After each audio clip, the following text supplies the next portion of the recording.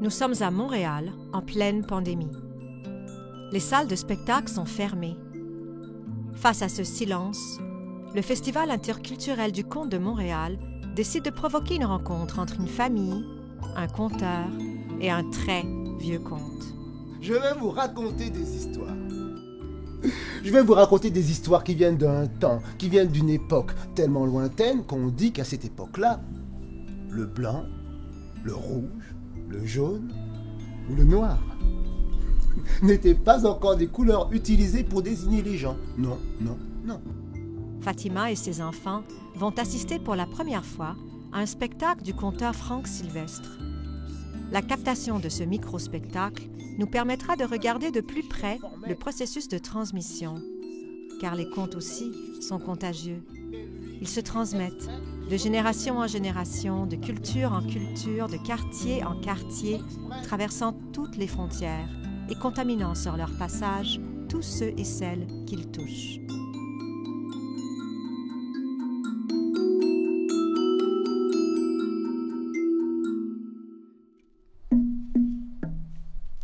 Parce que oui, il y avait des génies gentils et des génies méchants. On finissait toujours par savoir à qui on a affaire, mais c'était trop tard souvent. Alors, on se tenait tranquille avec les génies. C'est pour ça que, depuis 100 ans, personne n'avait osé cultiver le champ qu'il y avait à la sortie du village. Parce qu'on ne savait pas s'il appartenait au génie gentil ou bien au génie méchant. Alors on ne touchait pas le champ et puis c'est tout. Mais un jour, parce qu'il faut bien une histoire à raconter, un jour, un homme est arrivé là, un homme fâché. Il a dit, moi, génie ou pas génie, je m'en fiche. Moi, je vais cultiver le champ. Moi, je vais planter du maïs dans ce champ et enfin j'aurai assez d'argent. Il était fâché, il était pauvre. Il a pris une décision. Il ne faut pas prendre les décisions quand on est fâché, vous savez. Il est arrivé dans le champ des génies avec un outil et il a enfoncé son outil dans la terre des génies. Il a soulevé la terre des génies. Et d'en dessous de la terre est sortie une voix qui disait « Qu'est-ce que tu fais là ? Moi, je laboure la terre. Attends, on va t'aider. » Il a vu sortir d'en dessous de la terre 5 génies. Tous avec un chapeau pointu vert. Tous avec le visage vert. Tous avec de grands yeux bleus. Tous avec une grande bouche rouge. Avec des petites dents pointues vertes. Et ils avaient des outils dans la main. Des outils Du jardin verts. Et ils ont labouré la terre. Tellement bien labouré la terre, c'était le plus beau champ de la région. Le monsieur voit ça. Il va voir sa femme. Il court voir sa femme. Il dit, ma femme, les génies sont gentils. C'est pas vrai qu'ils sont méchants. Sa femme le regarde et a dit, ils t'ont aidé aujourd'hui, mais va savoir ce qu'ils vont te faire demain. Toi, tu comprends rien du tout. Enfin, il a dit ça dans sa tête. Parce que la dernière fois qu'il lui avait dit ça, elle avait cassé un tambour sur sa tête. Non, maintenant, il disait tout dans sa tête. Il disait tout dans sa tête. Il a dit aussi, à partir d'aujourd'hui, moi, je ne vais plus jamais rien te dire sur les génies. Et puis c'est tout. Tant pis pour toi. Et ça aussi, il a dit ça dans sa tête. Il retourne au champ des génies. C'est toujours le plus beau champ de la région. Vite, il court au marché. Il achète un sac de maïs. Au milieu du champ, il jette le sac en l'air. Tous les grains tournent, virevoltent et tombent un par un sur le champ. Quand le dernier grain touche la terre, il entend. Qu'est-ce que tu fais là? Moi, je sème du maïs. Attends, on va t'aider. Il a vu sortir en dessous de la terre 20 génies. Tous avec un chapeau pointu, avec le visage de grands yeux, une grande bouche, des petites dents pointues. Et du maïs dans la main. Du maïs. Du vrai maïs de génie. Du maïs vert. Ils ont semé le maïs, tellement bien semé, c'était le plus beau champ de la région. Le monsieur court dans sa maison. Enfin, il passe par derrière pour pas croiser sa femme. Il prend un verre d'eau. Un verre pour arroser tout le champ. Il sait comment ça marche maintenant. Au milieu du champ, il verse l'eau sur le champ. Quand l'eau touche la terre, il entend... Qu'est-ce que tu fais là? J'arrose le champ. Attends, on va t'aider. Il a vu sortir d'en dessous de la terre 100 génies. Tous avec un chapeau pointu, avec le visage, de grands yeux, une grande bouche, des petites dents pointues et des cruches avec de l'eau. Oui, de la vraie eau de génie. Ils ont arrosé le champ. Et quand la dernière graine de maïs a reçu l'eau des génies, ça s'est mis à pousser sur le champ. Des tiges, des feuilles, des épis qui se formaient jusqu'à l'horizon. Le monsieur, il dit, je suis riche. Ça y est, je suis riche, enfin. Mais le soleil se couchait. Je vais venir demain pour récolter, ça va être mûr à point. Il va dans sa maison et il dort. Il dit rien à sa femme. Il dort. Il se réveille à 4 heures du matin. Ça y est, je suis riche. Il sort de son lit et il retourne dans son lit. Il a mal à la tête. Oh. Il a mal au ventre. Il a chaud, il a froid, la fièvre. Il est malade. Il appelle son fils. Mon fils, viens, viens. Va au champ. Oh oui, oui, le champ des génies. Va surveiller le maïs. Oui, il y a du maïs. Beaucoup. C'est à moi. Non, ne dis rien à ta mère. Tant pis pour elle. Si les génies viennent te voir, s'ils te parlent, dis-leur ce que tu fais, ils vont t'aider. Oui, ils sont gentils. Bon, c'est pas vrai qu'ils sont méchants. C'est des contes de bonnes femmes, tout ça. Allez, va. Le fils arrive au champ. Quand il voit le champ de son père, plein de maïs mûr hors saison, mais il dit, mais mon père est riche. Ah, ça y est, on est riche. Ah, il faut que je goûte ça. Il attrape un épi. Et l'épi, il est chaud. Quoi? C'est du maïs cuit qui pousse. Mais c'est révolutionnaire. Il ouvre. Il y a déjà du beurre dessus, du sel. Il goûte. Et c'est bon. Ah, c'est bon. Le meilleur maïs qu'il a jamais mangé de sa vie. Il avale la bouchée. Et quand la bouchée touche son ventre, il entend. Qu'est-ce que tu fais là? Moi, je mange du maïs. Attends, on va t'aider. Il a vu sortir en dessous de la terre 5000 génies. Tous avec un chapeau pointu, avec le visage, de grands yeux, une grande bouche. Une bouche qui dépassait de chaque côté de leur visage. Une immense bouche qui pouvait s'ouvrir jusqu'au sol. Dans cette bouche, ils mettaient les épis, les tiges, les feuilles, tout ce qu'ils trouvaient, des fois un petit peu de terre pour digérer. Ils fermaient, ils ouvraient et c'était vide. Alors ils recommençaient. Ils n'ont pas laissé un épi sur le champ. Ils sont même venus prendre l'épi qu'il avait dans sa main, le petit. Et puis ils sont disparus dans des trous. Ils ont refermé la terre au-dessus d'eux. Le petit a vu le champ de son père complètement détruit. Il a dit... Oh oh, mon père va me tuer. Il a vu un trou qu'un génie n'a pas refermé en partant.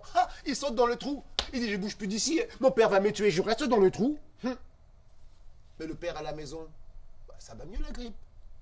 Il voit pas le fils dans la maison. Je vais aller voir au champ. Quand il voit son champ complètement détruit, je te dis, la fumée verte sort par les oreilles, le rouge par les yeux, la bave de la rage. Oh, mon fils, qu'est-ce qu'il a fait? Il a détruit mon champ. Il voit le fils dans le trou, il l'attrape, il le secoue. Le fils est tellement secoué, il ne peut pas parler. Et à un moment donné, il lui donne une tape sur la tête. Une seule. Mais il entend. Qu'est-ce que tu fais là? Moi, mais je corrige mon fils, il a détruit mon champ. Attends. On va t'aider. Il a vu sortir d'en dessous de la terre 10 000 génies. Tous avec un chapeau pointu, avec le visage, avec de grands yeux, une grande bouche, des petites dents pointues, et une main. Et immense. Ils avaient mis leurs mains des jours de correction. En file indienne devant le fils. Ils lui ont mis une tape sur la tête. Une seule. C'est pas beaucoup, hein. Mais 10 000. Et quand le dernier génie est arrivé, ça faisait longtemps que le fils était plat comme une crêpe. Il y avait juste 2 yeux qui flottaient comme 2 jaunes d'œufs dans une crêpe.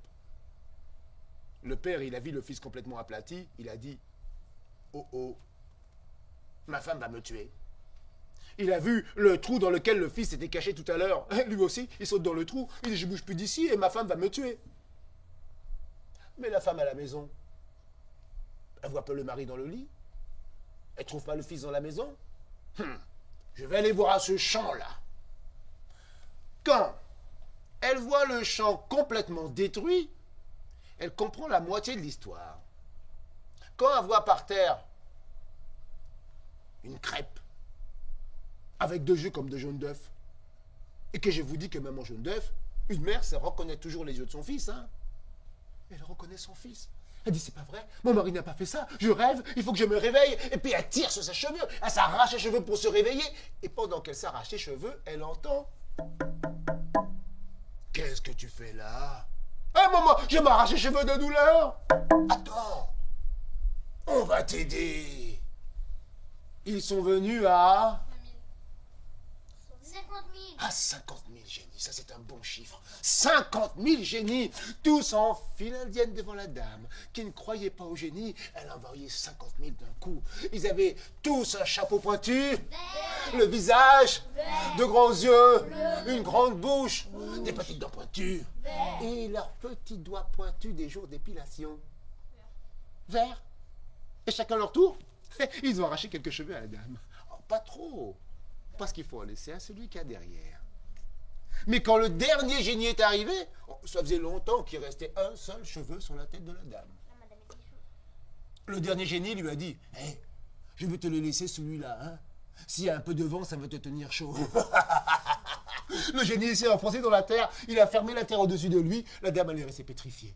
Elle ne pouvait pas croire ce qu'elle avait vu. 50 000 génies. Le monsieur, lui, dans le trou, oh, c'était pas la jeunesse du fils, hein. Il commençait à avoir mal au dos. Il dit, allez, je vais sortir de là, hein. Je vais affronter mon destin. Hein. Le trou, il sera toujours là, on me remettra dedans plus tard. Là, je sors. Il sort. Il voit que le champ est toujours aussi détruit. Il voit que le fils est toujours ici aplati. Il voit quelqu'un de chauve. Il reconnaît sa femme. L'histoire ne nous dit pas ce qui lui a fait le plus de peine au monsieur. Mais à ce moment-là de l'histoire, le monsieur s'est mis à pleurer. Il s'est mis à pleurer. Il disait, je regrette d'avoir cultivé ce champ. J'aurais dû écouter tout le monde, la légende le disait, il pleure, je veux. Mais non, on ne refait pas 2 fois les histoires, on ne refait pas 2 fois la vie. Ce qui est fait, ce qui est dit, est dit. Et pendant qu'il pleurait, il entend... Qu'est-ce que tu fais là? Oh, je pleure. Attends, on va t'aider. Il ramène des oignons. 100 000. Certains disent qu'ils étaient 100 000. 500. D'autres qu'ils étaient 500 000. 10. Ah, 1 million. il y en a qui disent 1 million, d'autres. Moi, je ne sais pas combien ils étaient, mais ce que je sais, c'est qu'ils étaient tous là. Tous les génies de la Terre étaient là, ce jour-là, dans le champ. Des génies qui venaient des 4 coins du monde. Ils avaient des habits différents, des cheveux différents, des couleurs de peau différentes, mais ils se connaissaient et surtout, ils étaient contents de se voir. Oh, ça fait longtemps qu'on ne s'est pas vu, hein, mais ils pleuraient. Ça fait longtemps qu'on ne s'est pas vu, hein. Ils pleuraient. Ils étaient tellement heureux, ils ont pleuré. Tellement pleuré que l'eau des génies s'est accumulée dans le champ. Tellement pleuré que la crêpe a flotté. Tellement pleuré que l'eau a monté et la dame a flotté. Ils ont continué de pleurer, le monsieur a fait la planche. Ils ont continué de pleurer alors. Une grande rivière s'est formée. une grande rivière qui a débordé du champ, qui a rencontré une montagne, s'est séparée en deux ruisseaux, qui a rencontré un trou, qui s'est rentré dans le trou, transformé en nappe phréatique, qui est sorti 4 pays plus loin, ou derrière une montagne, en lac de montagne là-haut. Les génies ont fini par s'arrêter de pleurer. L'eau des génies est rentrée dans la terre. Mais on dit, dans une de ces montagnes secrètes, demeure encore un lac aux génies.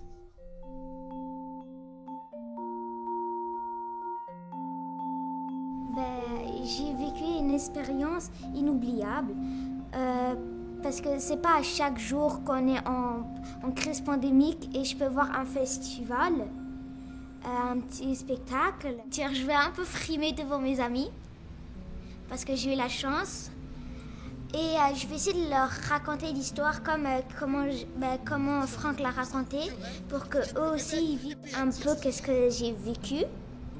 Je vais me prendre petit par petit pour qu'ils me comprennent. Il m'a rappelé beaucoup de choses, ma famille, mes grands-parents, la chaleur de famille qui me manque ici. Parce qu'ici, je suis toute seule avec ma petite famille, mes parents, mes frères, mes sœurs, tout là-bas au Maroc. Ma partie préférée, quand on a commencé au début, que les génies sortaient du jardin, comme les 5 premiers, et j'ai mis l'image du génie comme je me suis inspirée du film d'Aladin, mais comme il avait la peau verte, et il avait un chapeau pointu, c'était un peu différent. C'était comme des flashbacks ou des histoires, comme si j'avais vécu tout ça. Le champ avec tous les légumes sans qu'ils soient ravagés. Avec les 500 djinns, je pense. C'est un peu drôle, mais c'est quand les génies, avec leurs grosses bouches qui débordaient et qui descendaient jusqu'en bas, ils étaient en train de manger les maïs. Ouais, je me rappelais. Parce que l'histoire était quand même assez bonne. Et il y aura mes petites sœurs qui vont se rappeler de quelques bouts. Voilà. Avec quelques pièces, l'histoire va être complète. L'histoire du génie, je suis pas sûre, mais je crois que la vie n'est pas tout noir ou tout blanc. Il y a des personnes gentilles, il y a des personnes méchantes. On ne peut pas le savoir sans leur parler ou au moins on doit voir ce qu'ils font et on doit faire notre propre opinion, pas ce que les autres pensent. Les histoires, ils ont toujours un conseil. Dans cet conseil, c'est de faire attention à qui tu laisses aider. Il faut garder la garde parce qu'il y a des personnes qui ne veulent pas ton bien, il y a des personnes qui veulent ton bien. Il faut que tu apprennes à différencier. Lorsque on prend quelque chose plus facile, on perd plus facile. Une famille d'origine marocaine, un conteur d'origine martiniquaise, tous québécois, se sont rencontrés à la Maison d'Haïti à Montréal pour partager un conte ancien, transmis par tradition orale depuis ses origines dans le Sahel, en Afrique. Le temps d'un conte, tout a disparu. La pandémie, la ville, le temps. Les génies ont pris vie, verts, malicieux, révélant notre humanité commune. Et puis, tout le monde est rentré à la maison. Mais le conte, comme l'eau des génies, n'a pas disparu. Il est parti avec eux, continuant à se frayer un chemin dans notre psyché collective, charriant sa poésie, sa sagesse et son pouvoir d'enchantement.